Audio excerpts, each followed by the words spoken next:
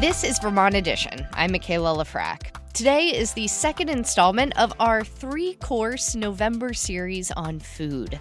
Cooking big, hearty meals for full tables is a hallmark of this time of year, no matter what winter holidays you celebrate.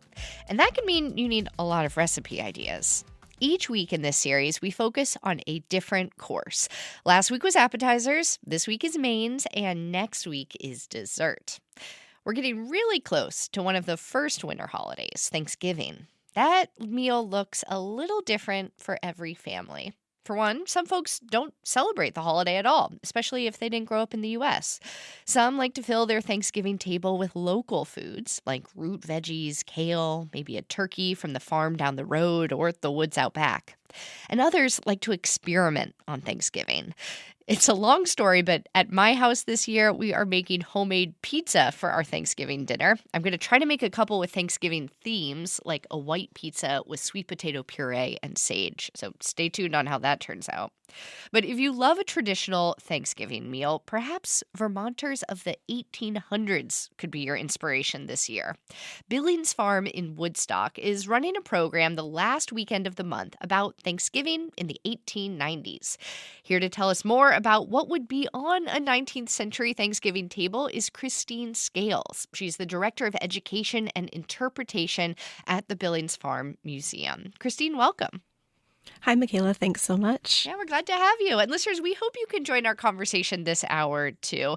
Tell us about your favorite main course that you serve during the holidays. Maybe you cook a turkey in a very unique sort of way, or you have an alternate dish that you like to have as the centerpiece of your holiday meal. You can call in at 800-639-2211 or send us an email to vermontedition@vermontpublic.org.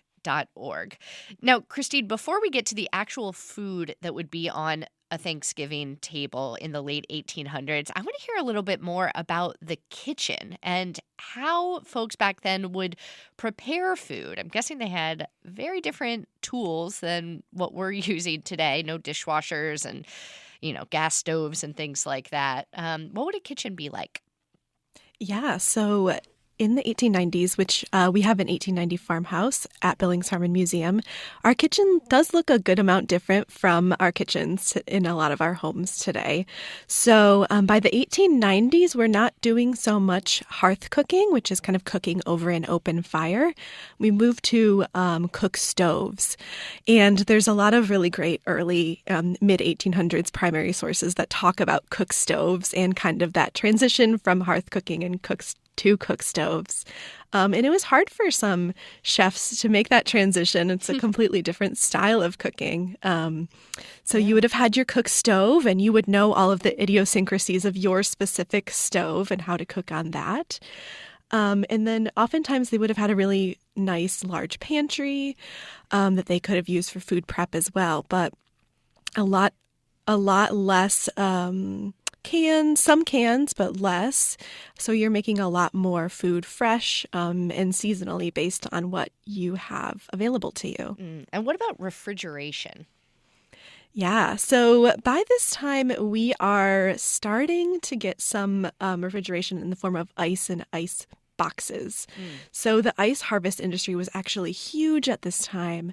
And a lot of it came from New York, upstate New York.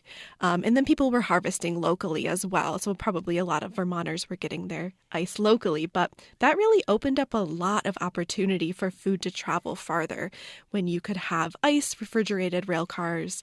And you're starting to see like the first lobster show up in Chicago. And that was very exciting for them. I can imagine. Yeah. When you were preparing for this program that you all are running, which I'd love to hear a little bit more about in just a minute. I am curious, like the primary sources that you use to figure out what people in the late 1800s were cooking at this time of year. Are there cookbooks or, diaries from local cooks? What did you look at? Yeah, so the main primary source that we use is a great source called the Boston Cooking School Cookbook or the Fanny Farmer Cookbook. It was written in 1896 by Fanny Farmer, who was a cook, and she is kind of famous for being one of the first people to publish a cookbook that had standardized measures and recipes that had a little bit more standardization to them instead of just like use however many apples you can find and cook until it's done. So Fanny Farmer published this cookbook in 1896, and it was incredibly popular and still is popular today. So in Fanny Farmer's cookbook, she actually has recipes for holiday dinners. So there's a menu in there for what you could make for a Thanksgiving dinner. So we use that. We also are able to look at some other recipes. And also restaurants have a good amount of their recipes archived and entire menus. So you can see, not only the recipes, but what they would have had on their tables for a holiday.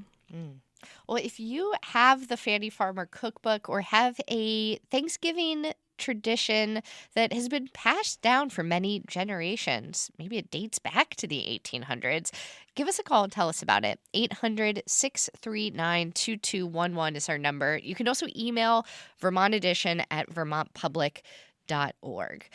So, Christine, the centerpiece of many Thanksgiving tables these days is a big roast turkey. Was that the same in the 1890s? It was. Turkeys were definitely a big presence on a holiday table. And actually, Vermont raised a lot of the turkeys for markets like Boston. But if you're thinking back to the time a little bit before refrigeration, if we're talking about before the rail cars, the farmers actually had to walk all of their turkeys down to the Boston markets. Like a parade of turkeys? Oh, yeah. Like thousands of turkeys. Oh, my gosh. And there's just all sorts of hilarious primary source stories about this. And so it would take 3 weeks sometimes, if you're thinking of coming from northern Vermont all the way down to Boston by foot with 10,000 turkeys.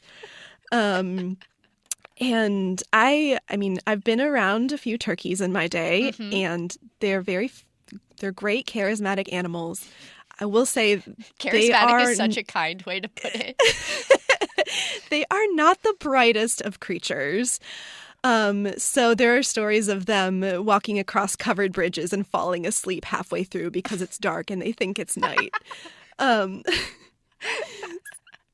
That's amazing. So farmers were marching all these turkeys down to sell in these bigger markets like Boston and New York. And then, of course, eating them at their own tables back home. And I imagine these turkeys looked a little different than the turkeys you might buy at Hannaford or Shaw's today. Yeah, maybe a little smaller. Yeah, definitely smaller. I mean, they had to walk all that way, so you need a somewhat fit turkey, yeah. And they probably would have fattened them up once they got down to Boston. But yeah, just in general, turkeys of that time were not as large as the turkeys that have been kind of bred today. Okay, so the turkeys are marching down to other parts of New England and the Mid-Atlantic. And meanwhile, Vermonters are importing some goods that you can't get here, like oysters. I know those were really popular in New England in the late 1800s, and they weren't as kind of fancy as we think of oysters today, right? Right. Oysters were very plentiful around this time. There were these massive native oyster beds kind of off the coast of New York. So they were easy to come by. They were relatively cheap at the time and just really bountiful. So you see a lot of, the first thing on Fanny Farmer's Thanksgiving dinner menu is oyster soup. And they were kind of like a cheap, easy protein, kind of how we think about, eggs or something today. And when you look at menus, especially like winter menus of the 1800s, one item that always seems to show up is mince pie. And I realized when I was getting ready for this show today, I don't actually know what mince pie is. I think it's some kind of meat pie, right? Can you tell us a little bit about it? Oh, yes, I can tell you about mince pie. Great. There's so much to say.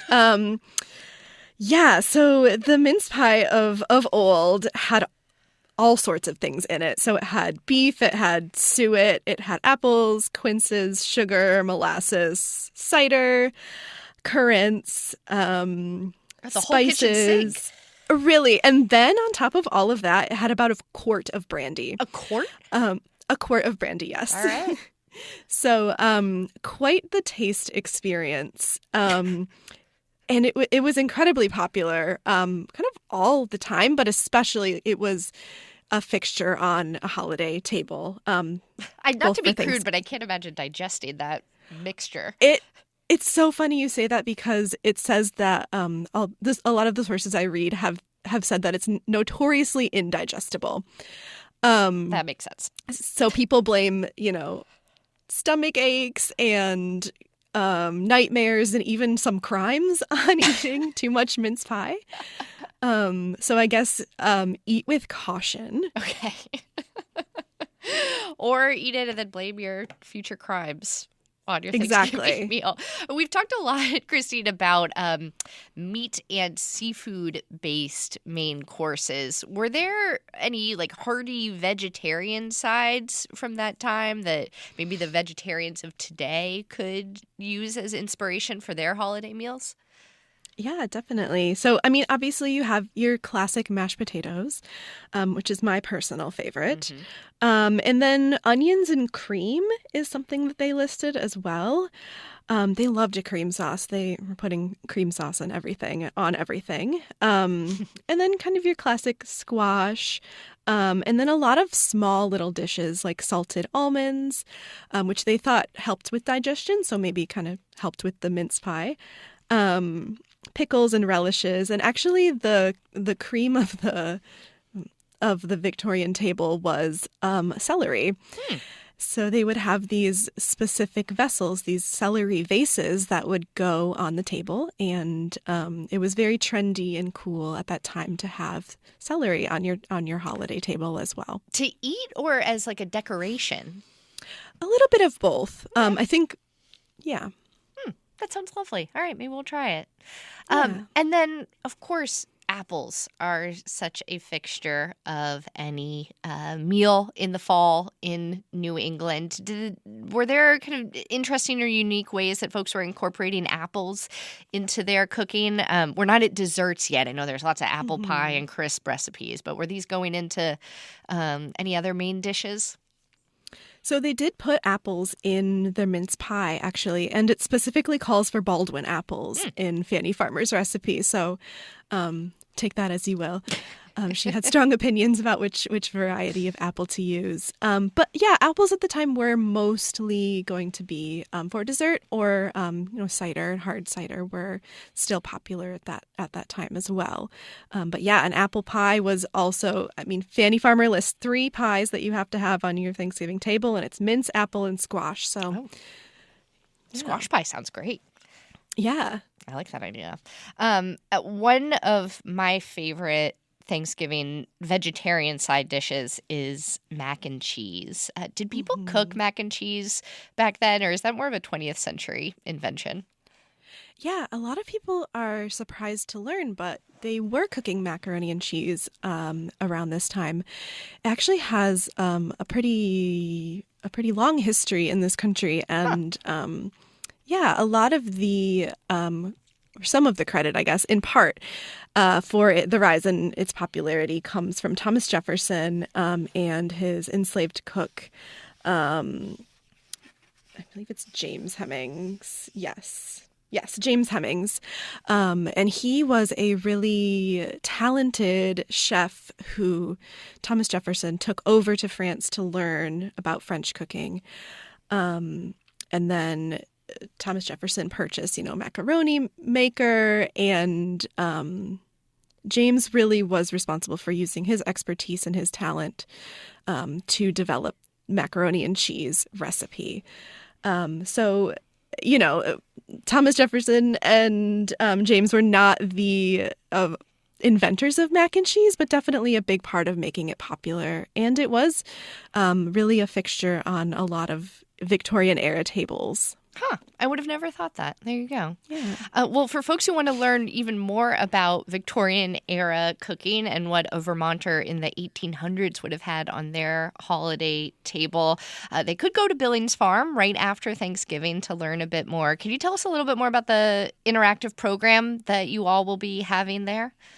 Yeah, absolutely. So there will be plenty to do and see. We will be cooking in our historic 1890s kitchen on the cook stove a lot of these dishes that I've been talking about today. So you can smell them, see how they would have been cooked, and kind of see them in a historic environment. We also will have guests making pie dough that they can kind of try and learn how to make their own pie dough in our kitchen. And we have an exhibition on display right now called Peck's Pies and Spies, and it's all about apple growing in Vermont and all the different varieties of apples. So definitely fitting for the season. Christine Scales is the Director of Education and Interpretation at Billings Farm and Museum in Woodstock. Christine, thank you so much for your time today. Thanks so much. We are talking holiday main courses as part of our 3-part November food series. Now, we have to take a quick break, but when we come back, we are going to be joined by a very charismatic chef from Derby Line with lots more recipe ideas for you. That's in just a minute. Stay with us. Thanks for listening to Vermont Edition, where support comes from UVM Cancer Center, sharing that November is Lung Cancer Awareness Month. Learn how lung screening can save lives at vermontcancer.org. Welcome back to Vermont Edition. I'm Michaela Lafrac. Today is the second in our 3-part November series on holiday cooking. Last week, we discussed appetizers with local chefs, and next week, we'll round things out with desserts. Today, it's main courses, from turkey breast to tofu bakes. We're collecting recipe ideas for main dishes to serve at big family meals or winter gatherings, and we're going to be sharing them after today's show on vermontpublic.org so that you can refer back to them throughout the winter. Share your main course idea with us by calling 800-639-2211 or send us an email to vermontedition@vermontpublic.org. Our next guest is the head chef and owner of a restaurant and inn right along the Canadian border in Orleans County, the Derby Line Village Inn. Fritz Halbedl, welcome to Vermont Edition. Hello, how are you? Doing well. Fritz, when we talked earlier this morning, just to check in, I think you told me you were putting a prime rib in the oven. How's it smelling? It's in my oven right now.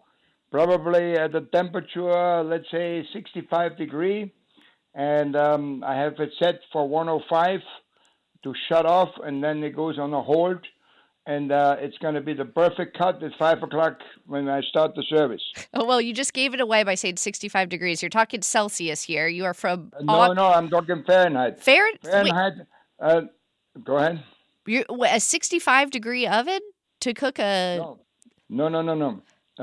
The oven cooks at 250. Uh-huh. It's a very special oven. It's called Altosham. Okay. It's a very special oven. It cooks at 250.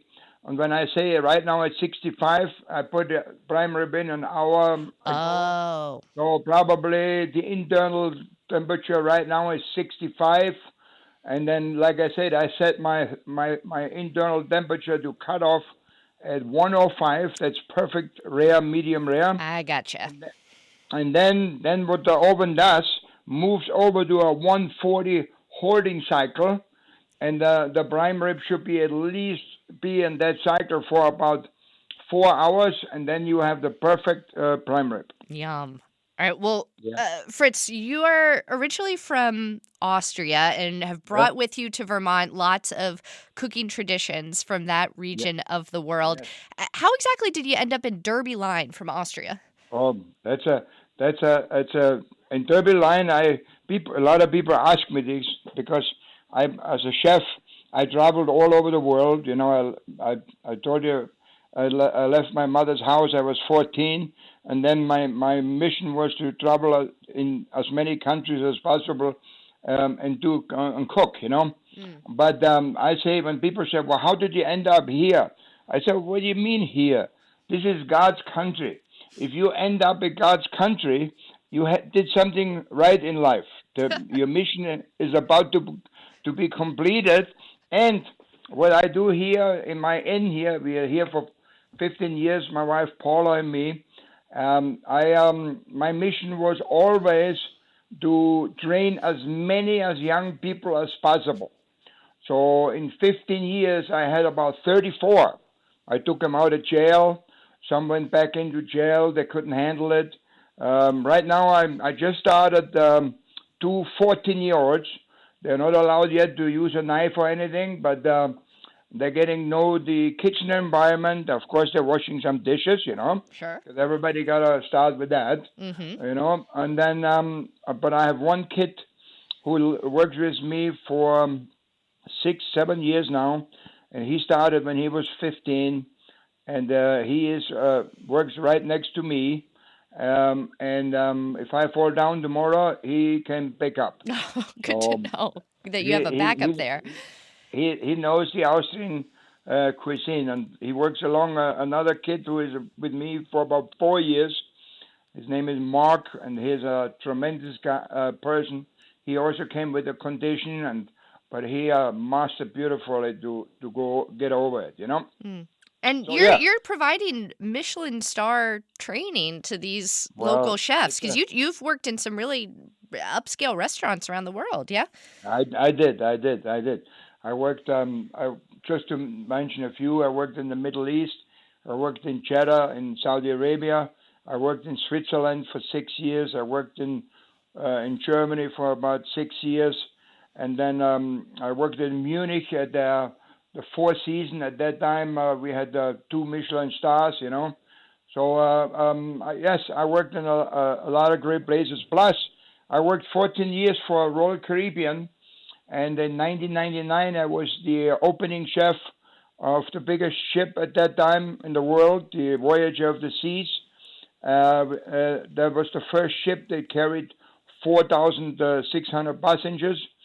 And I produced with 227 culinary members, I produced 28,000 meals a day. Oh, my goodness.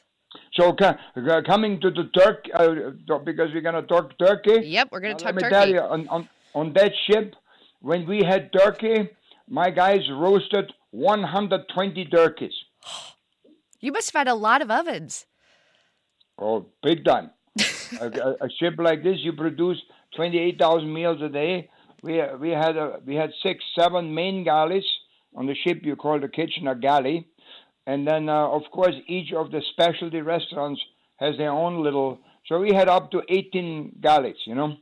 Well, you could serve up all of Orleans County at that scale. Yes, probably. So let's talk more about your Thanksgiving turkey, because you all serve a Thanksgiving Day meal at the restaurant there. Yes. How do you like to cook your turkey? Okay, I like to cook my turkey.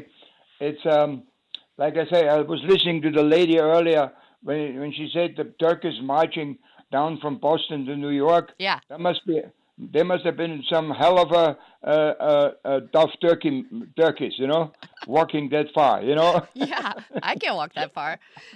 But what I do with my turkey, I'm very particular with my dark meat. The dark meat is very special to me.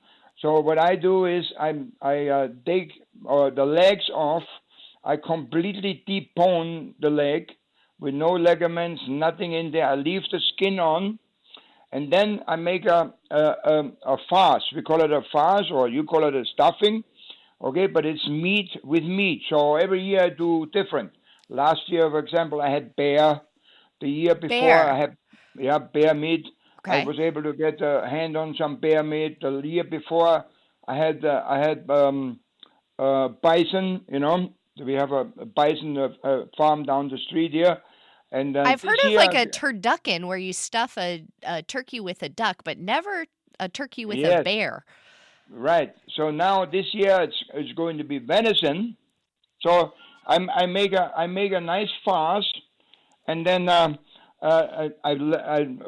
lay out a little spinach, blanched spinach. Then I put that mix in, and I roll it, and I tie it, and then I roast it. But then when I serve the turkey, I give two slices of beautiful white meat, okay, and then one nice thick slice of this is almost like a galantine, if you know what I mean. Mm-hmm. It's almost like a galantine of the turkey, dark turkey leg meat, and it's people love it. And then of course I have all my other stuff around it, and I say turkey German style because I have my braised red cabbage in there, which fits perfectly with all the flavors. My red cabbage, in fact, is simmering downstairs in my kitchen right now. In my red cabbage, I put 16 spices. 16 spices. What are some of them? Well, cinnamon, clove, orange, apple, vinegar, sugar, you name it, red wine, everything in there.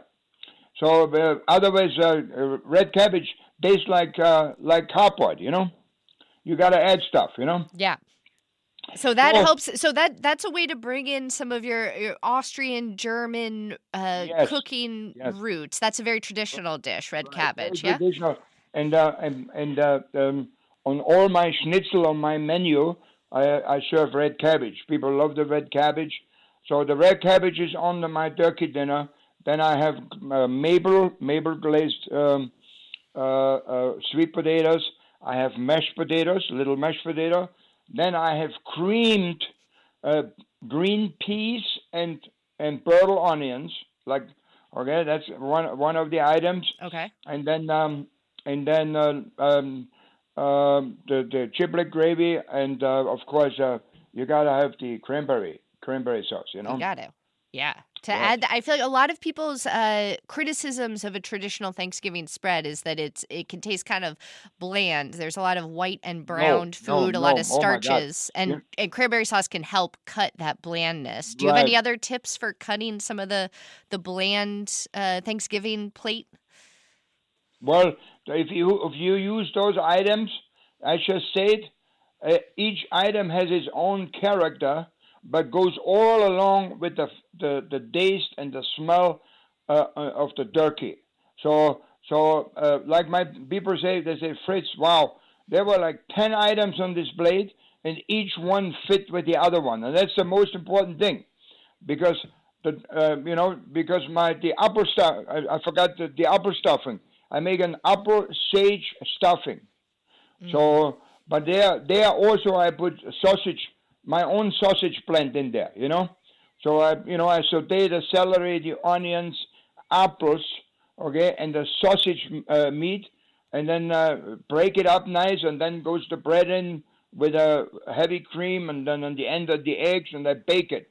So that alone, the stuffing alone, has so much flavor with the sage in there, which goes along with the chiplet gravy, which goes along with the turkey meat.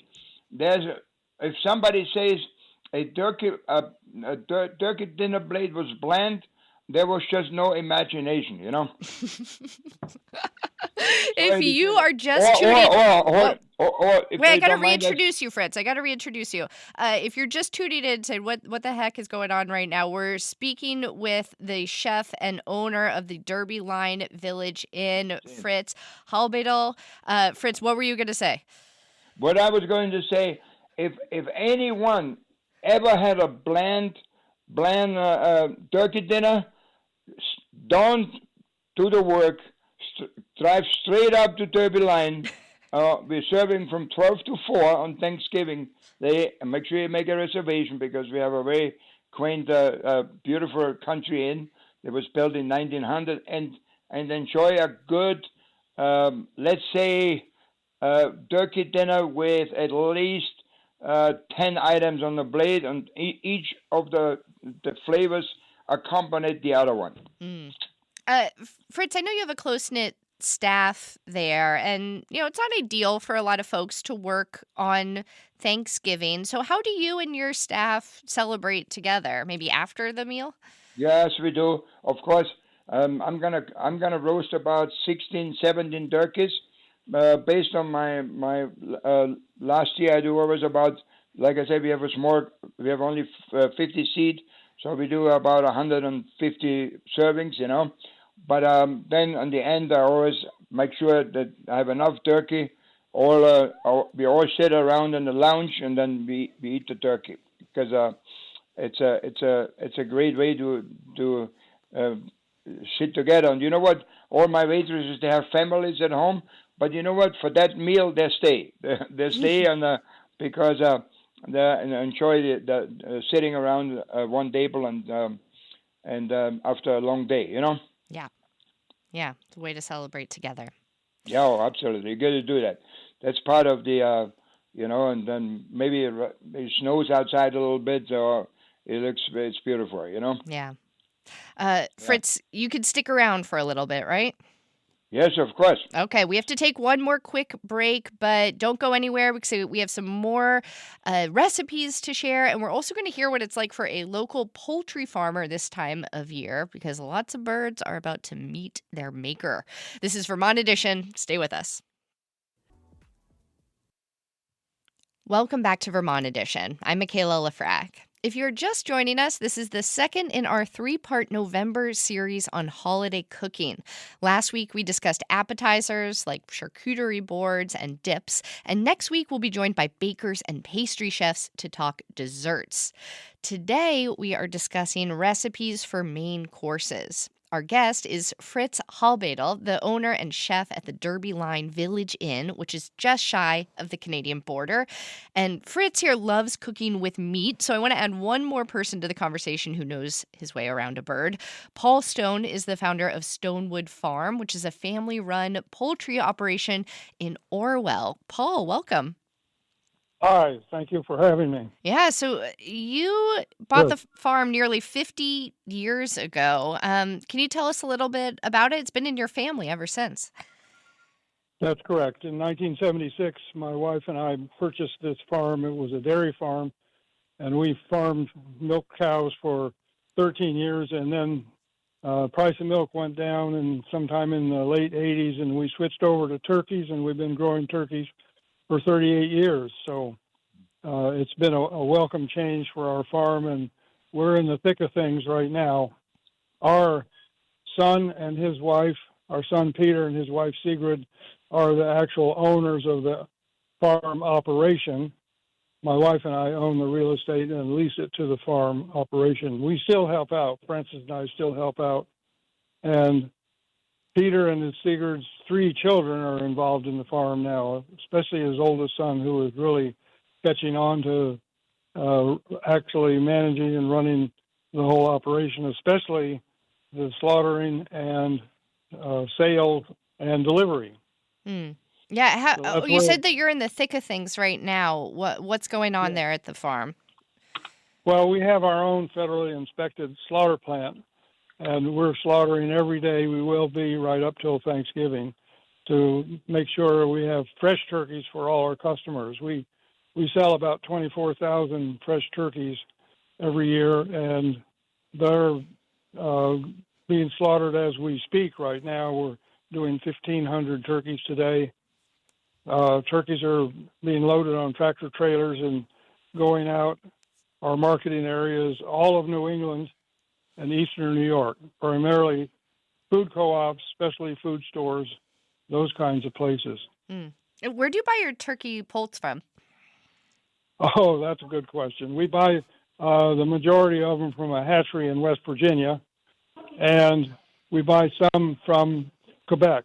There's a hatchery up there north of the Vermont border, about a half an hour. So the turkeys, although they speak different languages, they get along very well. It's a cosmopolitan operation. Fritz, do you have any tips for folks who are listening about buying a turkey, maybe size or where you source yours from? Any ideas? Well, I'm sorry. Let's go to Fritz first, and then I'll ask you, Paul. Probably the best place to buy the turkey is from Paul, because he has 2 bilingual turkeys, and they have no problems, right? Like we have right now, So I think that Paul's sauce is probably the best. But okay. when it comes to the size, of course, it depends on how many people you have around the table. But for me, I like him just about 18 to 22 pounds. Mm. What do you like about that size? Why is that the sweet spot? Well, it's just not too overgrown. They're not too little. They have good moisture, and the way I cook them, the way I roast them, again in the same unit where I do my prime rib. It's basically cooking a turkey it becomes a science, and so because in my oven the liquid loss is only 3% versus if you cook that same turkey and your oven at home, it's probably more like to 30%. Mm. Paul, what are your tips for buying a great bird? Well, we produce turkeys anywhere from 10 to 56 pounds. Our heaviest turkey ever was 56 pounds. And believe it or not, when you roast a turkey that big, it's very, very tender. So we have two different breeds of turkeys, a small one we call minis and a bigger one. And we grow them long enough so they have a little layer of fat under the skin, and they're very juicy with the way we grow them. And depending on the feed we feed, too. We feed a really simple ration, mainly of corn and soybean meal. We don't add any animal products, no fat, no preservatives, no hormones. It's just a plain, simple feed, and that makes a big difference in that the turkeys grow a little bit slower than the commercial turkeys, where they add high amounts of fat to the ration, to the feed. So any one of our turkeys is going to be nice and plump for Thanksgiving. We don't let anything go out that's not. They need to be top notch for us to send them out. And we have a website, by the way, a really good website. Stonewood Farm is the name of our operation. And the Stonewood Farm website, if you just type in Stonewood Farm, it'll come right up. And there it explains a lot about how we grow turkeys. And there's a turkey finder on there, so you can open that up and locate where you live and find a store that carries our turkeys. You're making it easy. Well, I recognize that our guests we're talking a lot of meat today, but we know many of you out there are great vegetarian chefs. And since we're collecting a lot of recipes for the holiday season, we'd love if you could contribute yours as well. If you have a vegetarian or a vegan main course to add to our recipe list, you can email Vermont Edition at vermontpublic.org or call in through the rest of this hour at 800-639-2211. Fritz, do you serve a big main course at your Christmas meal? You guys do a big Christmas Eve dinner, right? Yes. And in fact, we are the only restaurant up here that serves dinner on Christmas Eve, December 24th. And of course, again, it's an Austrian style Christmas dinner. In Austria, we eat duck or goose. Goose I don't use. I use duck, and I make a nice company Christmas platter with roast pork, roasted duck, and of course my homemade sausages. So that is our Christmas dinner on Christmas Eve on December 24th. Wow, what a trifecta! Paul, do you all raise other birds besides turkeys? No, we specialize in turkeys. We tried other game birds and various kinds of chickens, but we just specialize in turkeys. We found that we can put all our energy and management into that, doing the best with them. And you mentioned you have a federally inspected slaughterhouse there at the farm. Have there been any issues caused by the federal government shutdown with getting those federal inspections? No, there's no issues. The inspectors come regularly. They're not being paid. They're upset about that. They're really upset with the government, but they're coming, thankfully. This isn't the first time. The last shutdown a few years ago, the same thing happened. So we really appreciate their efforts to help us keep going. If we had to stop, then we wouldn't be able to sell any for Thanksgiving. For us, it's a one-shot deal. You get everything slaughtered and marketed and out the door, and that's it. And if you don't get it done at Thanksgiving, you can't have a Thanksgiving a week later. Yeah. So. Yeah. Well, so you're producing turkeys that go through this big system and are federally inspected. Our local turkeys, though, other ways folks in our region eat local meat is by shooting it themselves. Fritz, I know that you're big on cooking wild game. We've talked a little bit about how you incorporate venison and elk and even bear meat. Can you tell us a little bit about, since we're getting into deer season right now, any other ways that you incorporate venison into your main dishes this time of year? Oh, yeah. I serve a great, I call it the hunter's pasta. I make a nice venison stew because venison is very, I'm very passionate about venison. Venison is a great meat, but can be very dry, it has no really any fat. So when I make venison sausages, I have to add fat, which is pork. But then with the other parts of venison, I marinate them, and I have them sitting in the marinade, and then I make a nice stew, and we serve that with the pasta, or I have a nice mixed grill on there, where I just have again a nice marinated loin or fillet or the strip steak, But for venison, I always use marinades. Very important, marinades. Because it's funny when I came here. I spoke to a lot of hunters, and now it's hunting season. I say, hey, how do you cook your venison? Well, I put some butter and some soy sauce. Well, wow, And then, I made I took a couple of venison, a couple of guys came here, gave me some venison, I marinated it, and I cooked it for them, and they couldn't believe it, because venison, most important ingredient in the venison is juniper berries. Ooh. You don't have juniper berries, you have no flavor in venison. So wow. All right, you heard it here first. Yes. Venison and juniper berries. Juniper berry, garlic, fresh thyme, and rosemary. That's it. You have those items, your whole venison dish has a different character. That sounds delicious and very, very locally sourced as well. We just got an email from Dave in Jamaica, Vermont, who says that a vegetarian staple in their house is actually not for Thanksgiving, but the day after, and it's called leftover pie.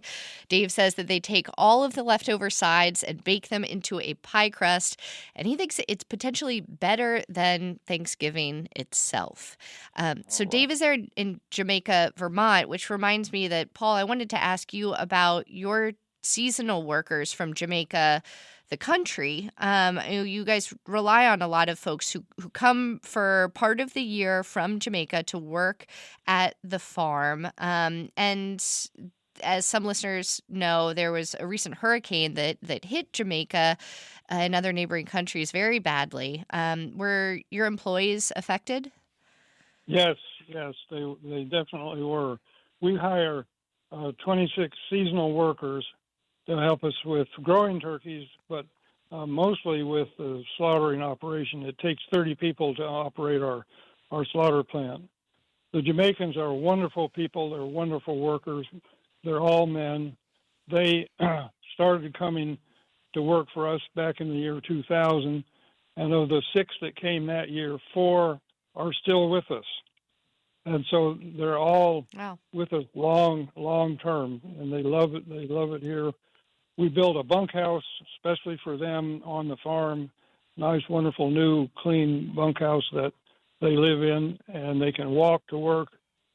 So they, most of them, all of them, their families are okay. That's the most important thing. That's good. But over half of them lost the roof of their house, so there was serious damage to their houses. So we're trying to figure out how we're going to help them financially. Other orchards and Sam Mazza up in Colchester did some GoFundMe operations and raised some money. I don't think we're going to have time to get that kind of thing going. We're pretty busy slaughtering turkeys and getting them sold. So I would say that if anybody wants to help contribute to the Jamaican relief effort, there are GoFundMe sites that could help. The other thing is that these are seasonal workers. So this is a legal program called H-2A, a federal government legal program that allows them to come for a seasonal farm work. Some of them pick apples before they come and help us slaughter turkeys, and some of them just come directly from Jamaica to the farm. And they all eventually go home. They want to go home. They have families. Many of them have small farms, and so they have reason to go home. They're here to earn money to help with all kinds of family things like paying for schooling, paying for uniforms and books for their kids to go to school. And we hear a lot about their kids, and some of them are completing college as we go along, and it's just a really wonderful situation for us and for them. Yeah. Well, it's great to hear that y'all are finding ways to support them. And while Thanksgiving is a very distinctly American holiday, I also think it's very distinctly American that we're here talking about the holiday while also discussing the Jamaican workers who help bring turkeys to people's tables. And Fritz, you're bringing your Austrian traditions to many Vermonters' Thanksgiving tables this year. Are there still spots, Fritz, at your Thanksgiving table there at the Derby Line Inn, or are all those reservations filled up? No, it's filling up, but I have not posted yet. You know, usually I do a menu post just a couple of days prior if I need to give it a little push, but I wait for that. But otherwise, it's like I said, it's very traditional. We have the same people coming for 15 years, and of course their kids grow up, and we introduced them, besides the cooking a turkey meal that's slightly different, we introduced them to schnitzel, and the kids, they all like the schnitzel, so it works out for everybody. And since we were just talking about international flavors, I can't believe I didn't ask, Fritz, since I know you're right along the Canadian border there, do you all make poutine? Yes, of course. And I make a very special poutine because I have a poutine. On top, I put a schnitzel on top of the poutine. Of course you do. Of course I do. So I call it the two-country poutine, and then my description says, since we are only 200 yards from the Canadian border, this is a great international dish, a combination of Canada and Austria. And a lot of people come for the poutine, yes. And on top of it, on the poutine, I know because if you go to Canada, the poutine sauce tastes everywhere the same because it's pretty much out of a package. I make my own brown sauce, so it has my poutine sauce has a good kick and character. That is some food diplomacy, if I've ever heard of it. Paul Halbedl is the owner and chef at the Derby Line Village Inn in Orleans County, just south of the Canadian border, as he just said. Fritz, it's been so fun talking to you. Thank you so much. Hey, thank you. And I wish everybody a good turkey dinner, okay? And on that note, we had Paul Stone with us as well of Stonewood Farm, a turkey farm in Orwell. Paul, thank you so much. Well, you're very welcome. Enjoyed it. All right, that's all the time we have for today. Our show is directed by Aaliyah Papes. John Aarons is our managing producer. Andrea Lorian, Daniela Fierro, and Aaliyah are our producers.